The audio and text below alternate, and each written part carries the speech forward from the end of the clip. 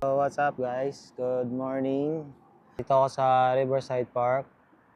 Napakaaga ng vlog ko ngayon. So yan ang aking bagong service ngayon na ginagamit dito sa Taiwan. So ayan siya. So SYM brand, local brand dito sa Taiwan. So familiar naman yan dyan sa Pinas, yung SYM.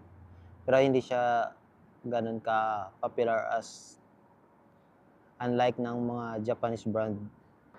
So, pangalan niya ay Toothless. Ito ang kanyang itsura.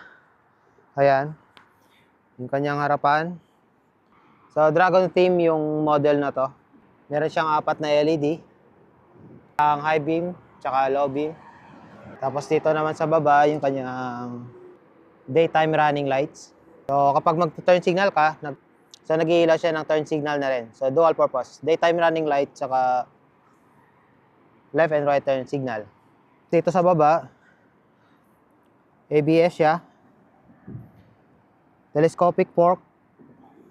Pinamagic lowered ko lang to para bumaba siya ng konti. Kaya ganyan siya kababa. Tapos dito sa kanyang gulong, 120 70-13. So yan yung size ng kanyang harapan na gulong. So nagpalit na ako ng bago. So pinalitan ko siya ng Pirelli na Diablo Rosso. Para mas maganda siya sa long rides. Rin yung kanyang pagkakadesign ng kanyang fender. Bumabagay sa kanyang itsura sa harapan. Ganda. So nakita mo yung mga curves niya, mga edgy. So yung kanyang design. Yung kanyang aesthetic. Ganyan yung kanyang itsura pag side view. Ito sa gilid, meron siyang DRGBT emblem. Tapos dito naman tayo sa likod, dito sa right side niya, dito yung kanya radiator. Tapos palitan na rin to ng radiator cover. So Zoom model na radiator cover. So sa makina, ayun yung kanyang makina sa ilalim. So 158cc, single overhead cam. Tapos nandito naman kanyang oil. Saan tayo naglalagay yung kanyang langis. So muffler naman, stock muffler. Hindi pa ako nagpapalit ng aftermarket. Dito naman sa likod, yung kanyang gulong. So, ganun din. Nagpalit na rin ako ng bago. So, Diablo Rosso na rin tong likod. Ng Pirelli. 130-70-13. So, ito yung nakaganda pa sa likod niya. No? Yung kanyang single swing arm. Masyadong harang dito sa right side ng kanyang... Dito sa kanyang right side. Na napagpadagdag din sa kanyang aesthetic. So, dito sa likod, yung kanyang rear fender, integrated. Tama ba? Kasi ganito lang siya. Lahat nandito na. Nandito na rin yung kanyang left and right turn signal. Plate light dito. Tapos sa ilalim meron siya reflector. So, ganyan yung kanyang tail light. Parang galit din na mata eh. So, ganyan yung kanyang tsura. So, ito yung kanyang rear suspension, monoshock suspension. Dito sa kaliwa. Ayan. So, air filter box. So, ito yung kanyang CVT transmission. So, dito naman sa kanyang harapan. So, ito yung kanyang LCD panel. So, naka full LED.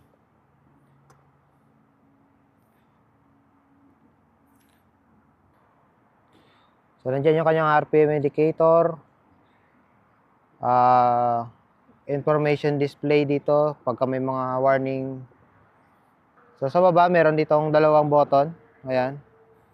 Mode and select button. Dalawa. So dito meron ditong selection button.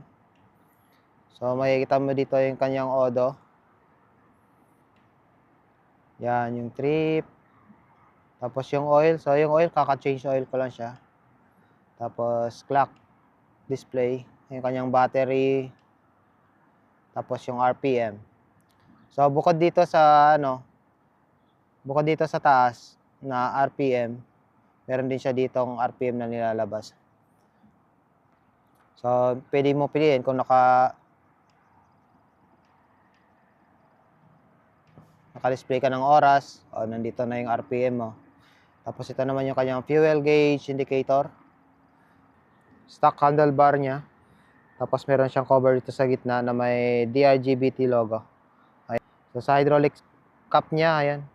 So aftermarket na rin to, napalitan na rin to. Brake lever, napalitan na rin. Tapos itong side mirror, bar and side mirror. So palit ako na nagpalit na ito.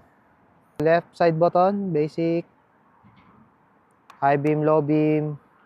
Tapos throttle